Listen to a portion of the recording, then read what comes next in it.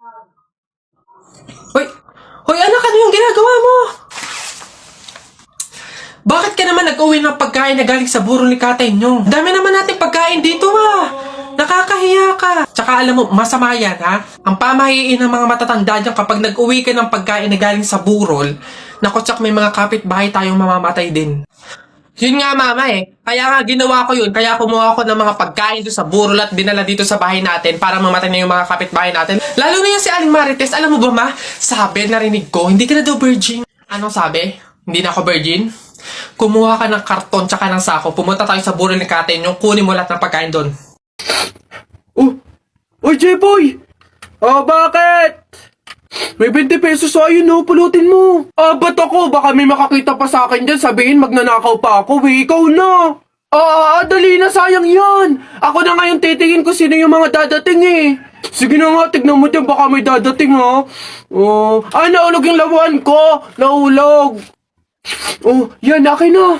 Bakit? Bakit? Ako pumulot ang daya ako naman nakakita nun tsaka ako nagbantay pakay ko, basta ako sino pumulot, kanya yun. Ako pumulot sino nakakita niyan? Bahala ka sa buhay mo, basta akin to, ako pumulot nito Bibili ko to paper doll Tapol! Hoy, Jepoy, tara, bari na tayo. May bago na akong pelit Maganda to Bili to ni Papa ba't yan binili mo? Ang liit-liit naman yan. Di na naman uso yung mga pellet na ganyang maliliit Yung sa akin mahaba. Isang ganun agad, tapol agad. Yung sa'yo mukhang mahina Yan ata yung nangangain ng bala. Duwag ka lang. Takot. Tara.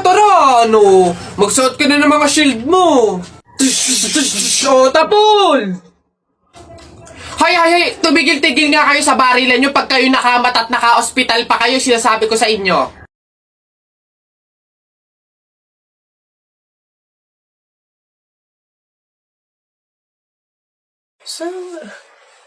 Hoy anak!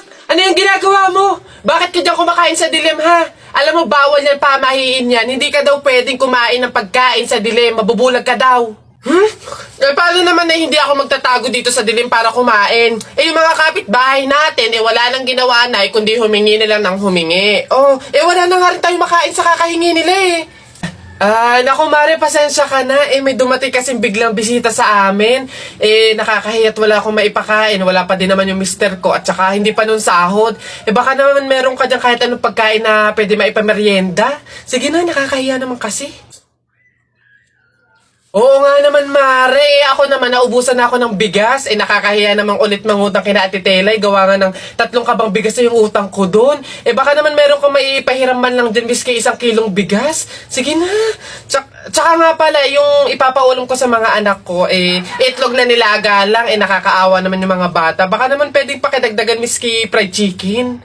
Dali na. Nako, Mare, pasensya ka na. Wala na rin kasi kaming nayakin yan. Ito Mare, baka pwede na to. Pasensya na paghatian nyo na lang. Yan, salamat Mare. Naku, babawi naman kami next live. Sige, salamat.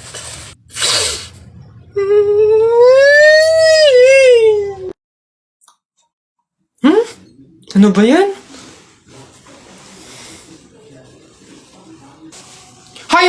Ano yung ginagawa mo? Ay, bakit po? Kasi bawal yung ginagawa mo. Hindi pwedeng punasan yung salamin ng kabaong, pamahiin yun, masama yun. Alis dyan, itigil mo yan. Ay, wow! Kayo pa itong may ganang magalit, ako na nga ito nagmamalasakit. Pamahiin pa rin, tingnan mo, nasan yung patay dyan? Hindi ko na maaninagan yung mukha sa sobrang gabok ng salamin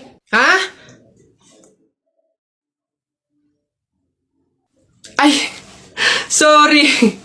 Hoy, Mark Jun, Alex, may tanong ako. Anong gagawin nyo kapag kayo na lang tao sa mundo? Dali-dali. Basta sasakay ako sa mga Ferrari, sa helicopter, tsaka sa mga eroplano. Tapos okay lang kahit ibangga ako kasi wala na namang mga pulis lalo sa akin. Pupunta ako sa Star City tapos sasakyan ko lahat ng mga rides doon. Ikaw na nga lang mag-isa Sino magpipindot nun? Ayo nga. Yun na yung sa inyo basta ako wala namang makakakita sa akin, maguhubad ako. Hoy anak, Jepoy. Nay, bakit? Mamaya kapag nasa burol na tayo ng lolo mo, wag kang iiyak Nay, bakit?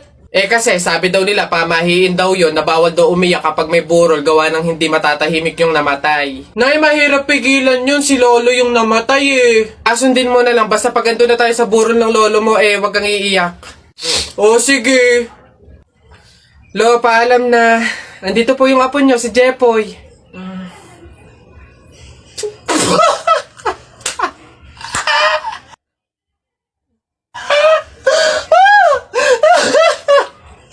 Ayun ho. Ayan, magandang hapon po sa mga viewers natin dyan. Ano ho? Nandito po kami ngayon sa reunion ng aming pamilya. Kung makikita nyo, ayan ho ang mga handa naming pagsasalu-saluhan mamaya. Eto nga ho, yung baboy na kinatay namin kagabi. Tsaka yung, Kuya Alfred! Kaway naman dyan! Live tayo! Yan, ayos! Ayan ho, ngayon, kasama po namin makikita nyo dito sa live natin sa Facebook yung kamag-anakan ho, mga angkan, mga pamilya, mga pamangkin ho. Ayan. Magkakasama po kami ngayon sa aming reunion ng pamilya. Hoy, Mark, Jude, Alex, may tanong ako. Anong gagawin nyo kapag kayo na lang tao sa mundo? Dali-dali. Basta sasakay ako sa mga Ferrari, sa helicopter, tsaka sa mga eroplano. Tapos okay lang kahit ibangga ako kasi wala na namang mga pulis lalo sa akin. Pupunta ako sa Star City tapos sasakyan ko lahat ng mga rides doon. Ikaw na nga lang mag-isa Sino magpipindot nun? Ayo nga. Ayun na yung sa inyo Basta ako wala namang makakakita sa akin. Maguhubad ako. Huy, ang saya siguro pag naging superhero ka, no? Takte, pag talaga ako nagkaroon ng kapangyarihan, pipiliin ko talaga yung nalipad ako para pupunta ako sa iba't ibang bansa. Lalo ako, talaga, para maging superhero ako, pipiliin ko kapangyarihan yung yung malakas yung katawan, talaga bubuhati ko yung mga building, yung mga sasakyan, tsaka masasapa ko na si Hulk. Yan, kayo mga kapangyarihan yung napapangit ang bobodo, yung sa akin talaga malupit, astig. Pag ako naging superhero, talaga kapangyarihan ko yung invisible, talaga para pag naliligo si Crush si excuse me, may tatanong lang sana ako. Sige po, ano po yun? Kaibigan kasi ako nung namatay.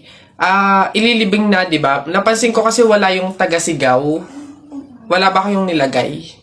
Bakit po kailangan ng taga-sigaw? Kasi di ba kaya siya namatay kasi pinatay siya? Nahuli na ba yung pumatay? Ganun po ba? Hindi pa po nahuli yung suspect hindi pa pala.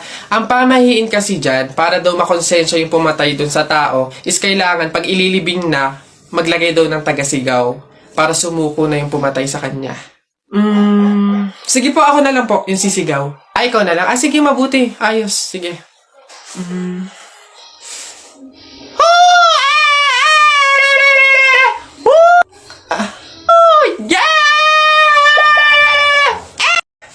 Nak, happy birthday!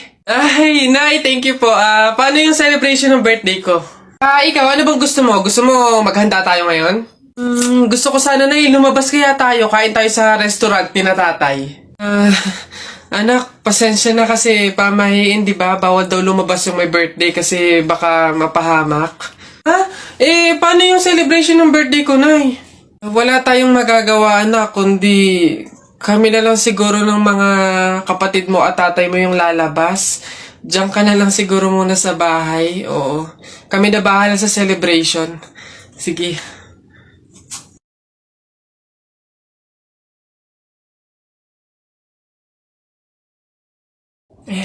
Pabili po! Pabili!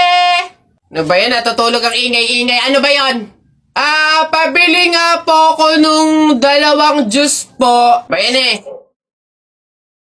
ano pa? Tapos, C2 po. Ano pa? Ano pa ba? Tsaka po ng Chucky. Tsaka ng soft drinks po. Yun lang po. Akin na bayad. Ito po yung bayad. Ano? Sa dinami-dami mong bibilhin, pipiso lang palang pera mong bata kang na demonyo ka? Sa baba... Kainin mo na kasi ito, babe. Parang...